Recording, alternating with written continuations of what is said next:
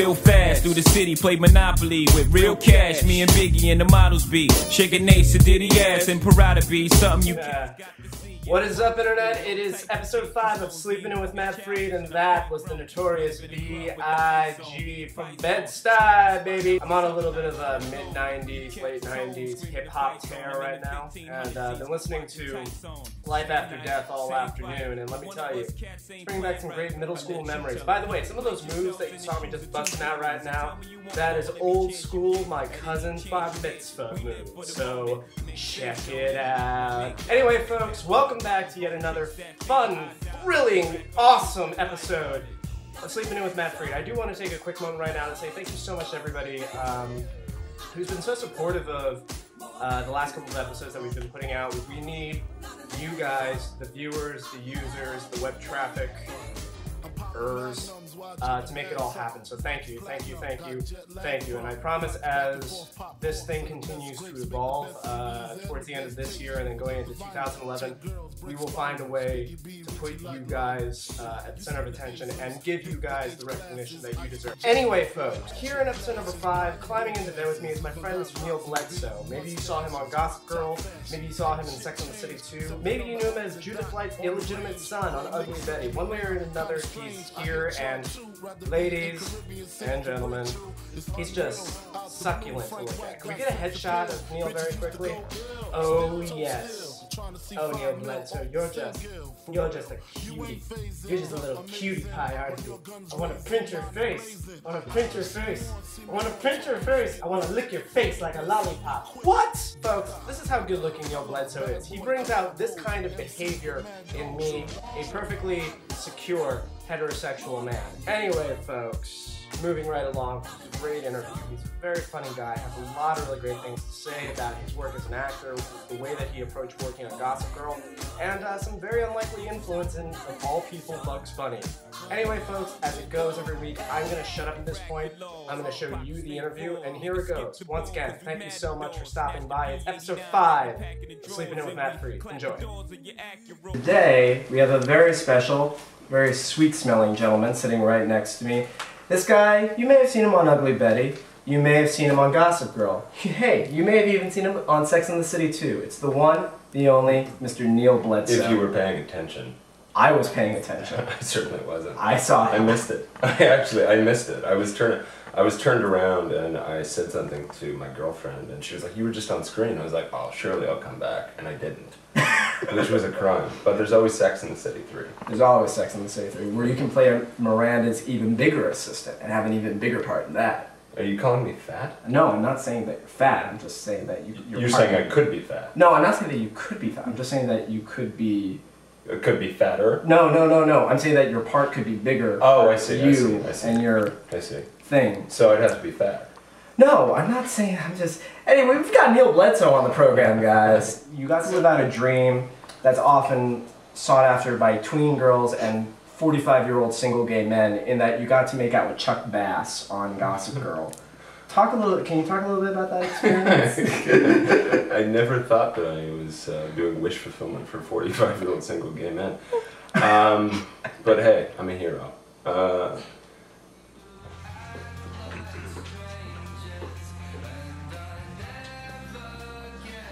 Can I help you? Oh, definitely. So where do you get your haircut? Oh, Trumpers. Off Piccadilly. Tut, tut. I'm not that kind of girl. Do you have a boyfriend? Not exactly. Wait. What for?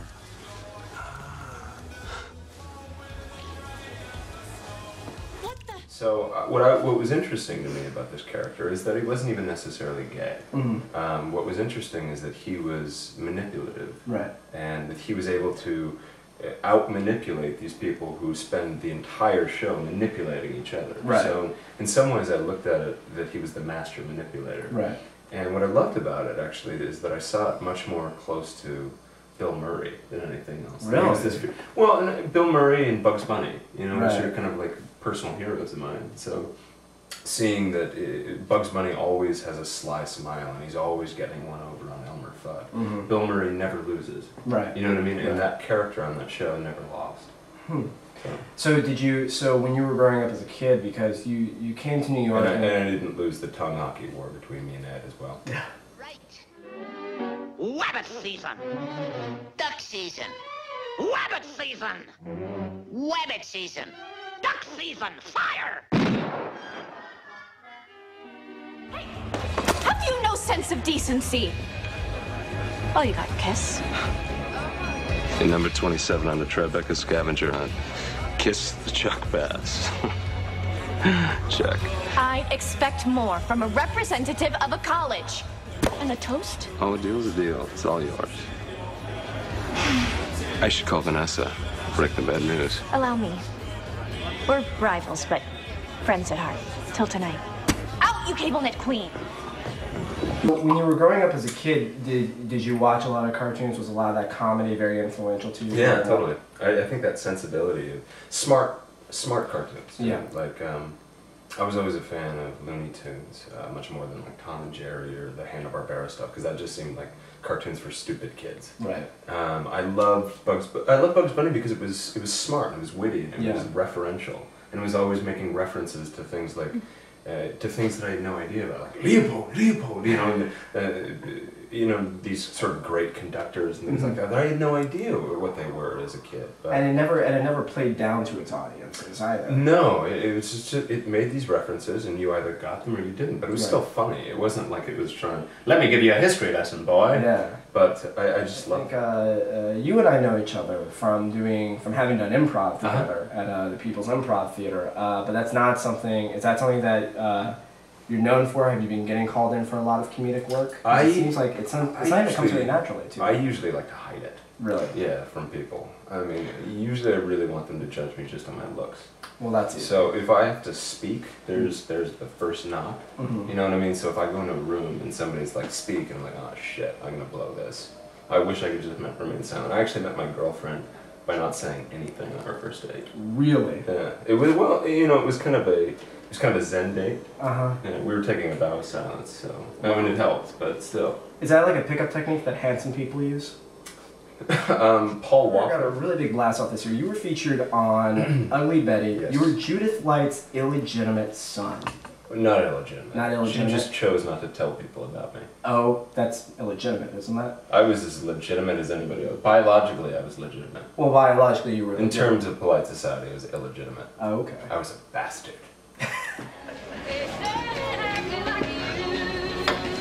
You're not from around here. What gave me away? You have all your teeth. Ah, yeah.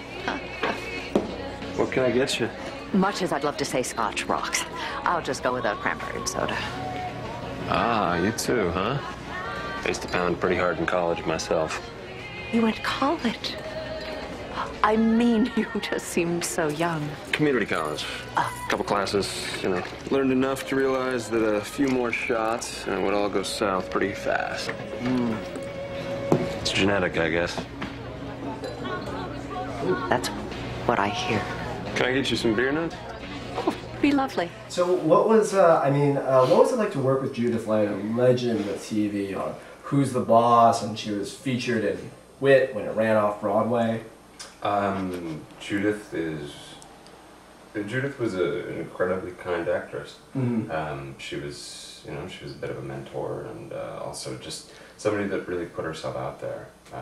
Initially, when you're first coming onto a TV show or anything really, if like the people have been together for a really long time, it can sometimes be awkward. You know, it can be like coming to a new school for your senior year or something like that.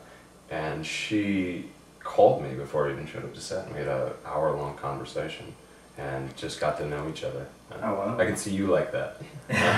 But she was really incredibly generous. And then when I was on set, she not only was supportive as an actress, but also supportive as far as what kind of choices I was making. And she was one of the first people to kind of tell me, well, this is what you should do if you want to stay on the show for a long time.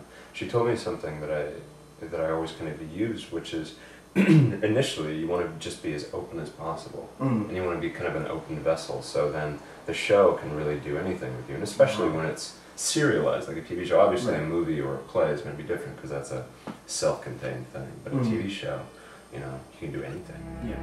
Mrs. Meade? I'm Tyler Benton from Stickney, South Dakota. I know who you are. That was some tip you left me back in Stickney. I kept wondering why you'd leave so much money.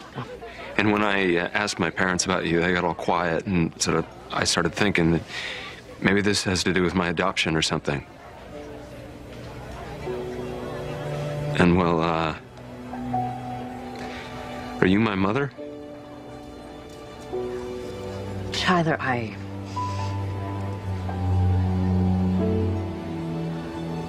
don't know what to say.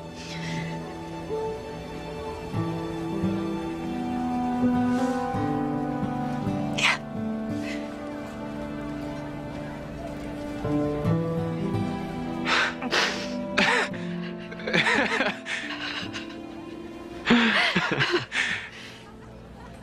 I've pictured this in my head a million times, and now that it's here. You must have so many questions, but I can't. Did you always want to be an actor when you were growing up as a kid? It was the only thing I was good at. Right. Yeah, so it was kind of this or nothing. Oh, well, there you go. Or being the rent boy. Thank God. Thank God. No, I you know what, I think that, I did always want to be an actor. I didn't know how to go about it because it's a very daunting dream to have.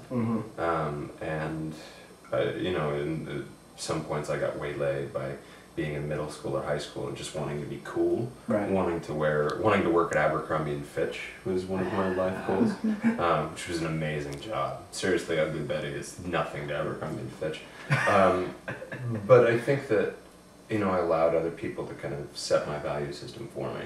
Really? If that makes sense. Yeah, and no, so it I does. got to, but I thank God I kind of came back to it, and it was always just what I enjoyed more. And I just enjoyed telling stories too, you know? Yeah. Bullshitting. What was that thing that brought you back to acting? If you're talking about getting waylaid by some other things that came up. Just kind of resetting my value system, Right. to be honest. Having the opportunities to really kind of put the brakes on my life, actually, and just kind of say, well, doing some soul searching, just saying, what is it that I actually want to do? Right. And I had that opportunity, and that's what I did. What's exciting to me about this career is that every day you audition for something that might shoot in Prague or something like that, or like you know, so there's this potentiality of like a life-changing event, or something like an adventure, you know, that I really like, and I like that sense, and I like that that's available. Ladies and gentlemen, his name is Neal Bledsoe. Be sure to let's try that again. My name is Neal Bledsoe. Of the Bledsoeville Bledsoes. And I'm not related to Drew, but I am related to Tempest Bledsoe from The Cosby Show. I'm glad, just in case you just wanted to make sure that it's all there, just so that it's put there. So, ladies and gentlemen, his name is Neal Bledsoe. Make sure to check him out this fall on your local TV set. Make sure to check out the 52nd Project, 52nd Street Project? 52nd Street Project. 52nd Street Project as well. Neal, thank you so much for being on Sleeping In with Matt. Thanks, man. Cool. Neal Bledsoe. Peace. Bye, Internet. Bye. Well, folks, that just about does it for episode 5 of Sleeping In with Matt Freed. I'm going to go out on a little bit more Vicky right now. Folks, you know the drill at this point. We are available online at www.sleepinpodcast.com. We're on Twitter at @sleepinpodcast. We're also on iTunes, too, so look us up. Sleeping In with Matt Freed. We'll get a widget up on the website this week. I know things are still a little... But, you know, we'll get it going. It's happening, folks. It's here. It's now. We're staying on schedule. We're giving you something that you're going to love one way or the other. One last thing, folks. Starting next week, we will be going into a new deployment schedule in which we will start releasing episodes bi-weekly. So not next week, but the week following, we'll be back with episode 6. In the meantime, don't worry, we're not going anywhere. We've got plenty of special features and cool little things to release to you guys week by week during our off week. So even though new episodes are only going to be coming out like every other week, we'll always hit you up with something fun in the meantime. Some plugs for Neal Bledsoe. Check him out this fall on Law & Order SVU. He's got a nice little juicy part there. Also, please check out a project that Neal's been involved with for a while now. It's called 52nd Street Project. Look him up online. My producer for this year was Caitlin Brodnick. Also working on staff was Mr. Roman Reimer. Very special thanks to Caitlin Roman, and as always, my executive producer, Ms. Sarah Wilson. Do check us back in another week or two with new material and a new episode coming out in 2 weeks. Anyway, folks, thank you so much for stopping by. Have a great Sunday. Have a great next 2 weeks. Go Eagles, baby! I'm Matt Freed. Thanks, guys.